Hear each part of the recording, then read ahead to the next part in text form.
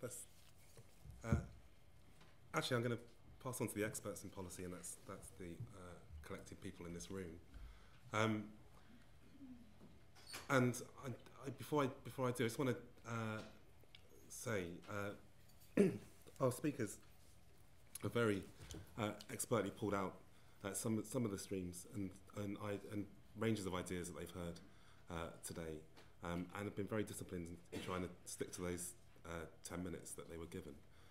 So could I ask for your comments or questions to be as succinct, and remember that brevity in this case is a virtue, because I want to hear from as many people as possible. I'd like to direct a question particularly to David and Sami Zubaydah, and that's to do with the secular state and what we mean by the secular state, and perhaps secularism more broadly. Sami, you said you talked a bit about this, about the experiences of secularism in the particularly in the Middle East. We could think more broadly of the global South, where in the mid-20th century the state generally meant a secular state that was mobilising the state itself to advance the development process. Those states have by and large disappeared, or we might even say been liquidated. And as those states have disappeared, then other sorts of states have emerged, much more favourable to the neoliberal agenda, for example. So in one sense, the secular state, the great agenda setter of development in the global South, failed and retreated and was seen to have been defeated. And much of the rise of religious currents might be associated with that defeat and retreat. In its place have come these other arrangements with all the contradictions we've seen, to which you referred in particular, Sami, but which we also see here with a sort of broadly similar pattern of retreat. You might call it defeat of welfare states with secular agendas. We see something slightly different now. So I think most of the people who have participated in today's discussions have been quite concerned about this pattern of change, wanting to see a secular space or a secular agenda of various sorts. Without asking now in one or two moments for people to set out visions which might be seen as utopian, are there principles, framework principles, which we should be thinking about, even if two or three, which help us to understand not just secularism in general, but state structures in particular? If there aren't, maybe there are one or two principles.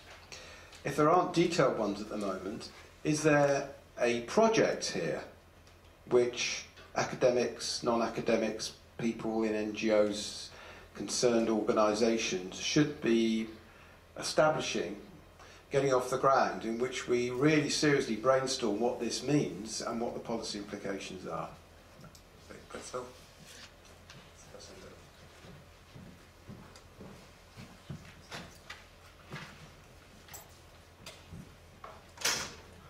Thank you. My name's Roy Dory, and thank you for what's been a very good day.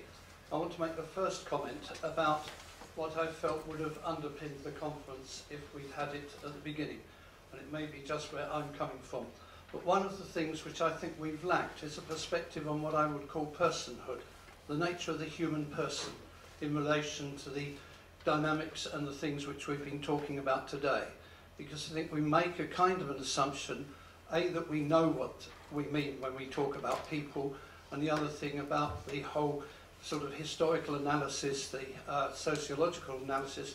God help us if we got into the psychological analysis, but it's those kind of things. I think we could have benefited from that. I certainly would have benefited from it. The other thing, and it's not for today, but it may be for another occasion, it seems to me that we've been talking about something which has its sources in a wide range of things. And there is something about the accelerators for the prejudice and the anti-Semitism and the racism and all of those things. I think there will be it will be time well spent if we could give some time over on another occasion to look at those sources. I mean, in my own mind, there are things which are about political ambition, there are things about media, there are things, a whole lot of things which are there. But it seems to me that that would make a useful subject. Thank you. Thanks, Ryan. So we'll take all four of these actually as well. So Yasmin there, sorry, just the row behind.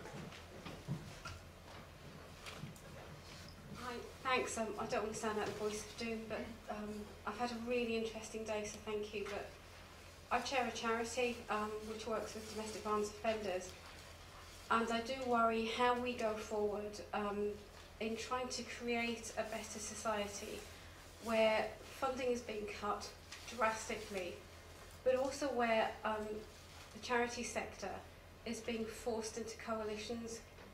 There's an awful lot of pressure to line up with other groups. When you don't always see eye to eye, you don't share the same vision, you don't share the same politics. And some of the groups with whom you do share are no longer there. And I think that's a real concern. And I know that everyone in this room is committed and hardworking and dedicated to creating that vision.